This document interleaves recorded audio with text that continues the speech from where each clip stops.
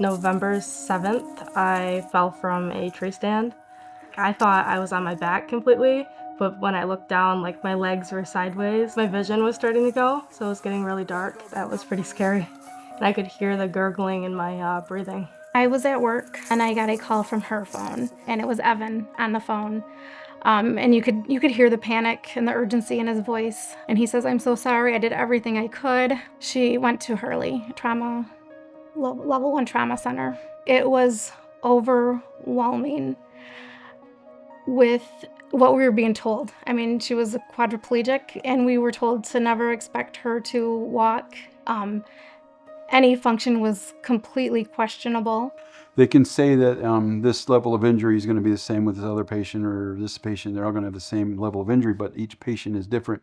They heal differently. And then we come in and we give them stuff to focus on. And whether it's therapy or nursing or just positivity to tell them, hey, don't give up. Adyson came in with not a whole lot of movement, so she was dependent for everything.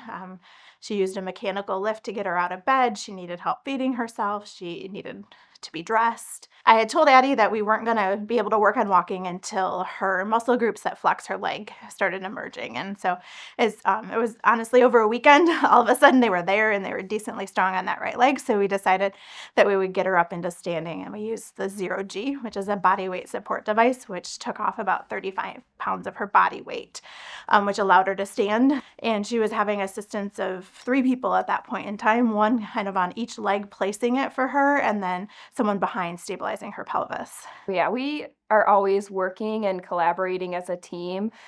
Christy and I would always kind of chat with each other to discuss where she was at with maybe her transfers and things, and what I could start working on next in my session. And Adyson had a decreased fine motor strength and coordination, right upper extremity strength and coordination. And so we were really trying to problem solve different ways that she could hold on to things or grip things.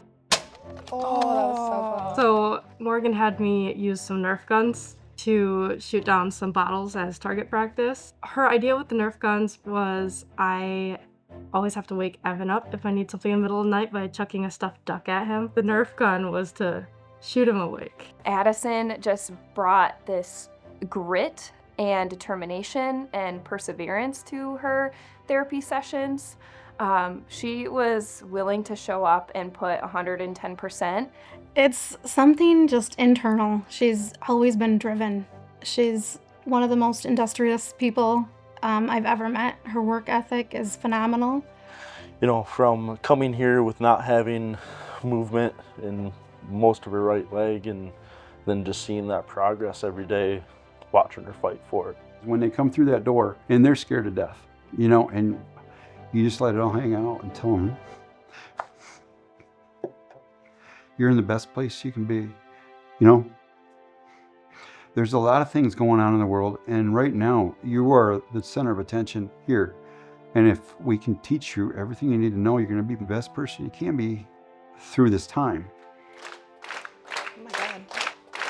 That was such a fun day. It was just amazing to see Adyson walk down the hall with that walker, and her being greeted by her entire family, and of course Evan. I love you. There's nobody else that I want to wake up to. There's nobody else that I want to have those 3 a.m. conversations with. Will you marry me? Just is so special as a therapist to be a part of that story, even in a small way. To be able to be a part of that and give her a hug at the end and just support them, and just excited for them as they plan for their future. And I just hope that she keeps making even more and more progression. And she just works so hard, so I think she'll be able to accomplish anything that she puts her mind to. It all moves so quickly. It doesn't seem like it's been as long as it has, but then looking back, it's just like I look back and the equipment that I'm not using my walker, I'm not using the wheelchair, everything. I just have been progressing out of having to use any of it. The big question was the day that she was leaving, if we picked out a date yet. we have picked out a date. Yeah, September 1st of 25.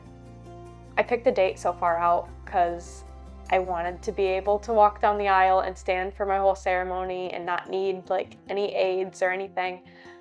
But it seems like we could have picked sooner because I didn't realize I was gonna progress so quickly.